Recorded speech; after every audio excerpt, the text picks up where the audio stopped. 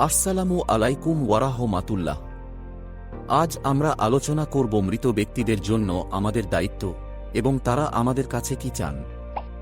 আমরা জানি মৃতরা আমাদের দোয়া ও সৎকার মাধ্যমে শান্তি পায়। বর্ণিত আছে যে সমরকন্দের একজন লোক ছিল। সে একবার অসুস্থ হল। তাই সে মানত করল যে যদি আল্লাহ তাআলা তাকে শেফা বা সুস্থতা দান করেন তাহলে তার প্রতি শুক্রবারের উপার্জন তার পিতামাতার নামে দান করবেন। অতঃপর সে ব্যক্তি দীর্ঘ হায়াত পেল। সে তার মানত পালন করতে লাগল। কিন্তু এক শুক্রবার সে সারা দিন ঘোরাফেরা করল, কিন্তু সৎকা করার মতো কিছু উপার্জন করতে পারল না। তাই তিনি জনৈক আলেমের কাছে গেলেন এবং তার মানতের পূর্ণতা সম্পর্কে ফতোয়া জানতে চাইলেন। ওই আলেম তাকে বললেন, তুমি যাও তরমুজের বাকলা খোঁজ, কিছু পেলে তা পানি দিয়ে ধৌত কর।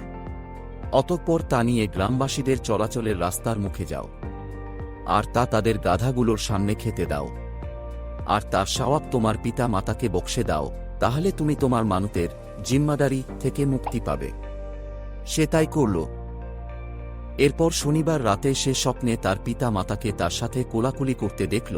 তারা বলছে, হে আমাদের পুত্র, তুমি আমাদের জন্য নেকির সকল পদ্ধতি অবলম্বন করেছ, এমনকি তুমি আমাদেরকে তরমুজ খাইয়েছ, আর তা আমাদের খাওয়ার আগ্রহ ছিল।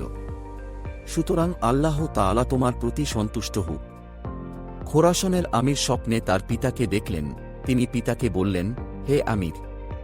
পিতা বললেন, তুমি হে আমির বলো না, কেননা আমিরগিরি তো চলে গেছে, বরং তুমি হে কয়েদি বল।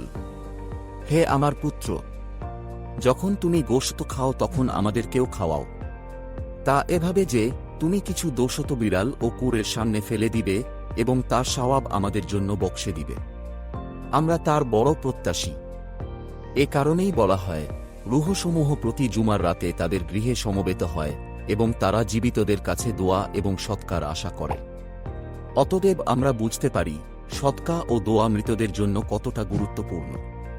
আমাদের উচিত তাদের জন্য নিয়মিত দোয়া করা এবং সৎকা দেওয়া, যার উছিলায় আল্লাহ তাআলা তাদেরকে মাফ করে দেন এবং জান্নাতবাসী করেন।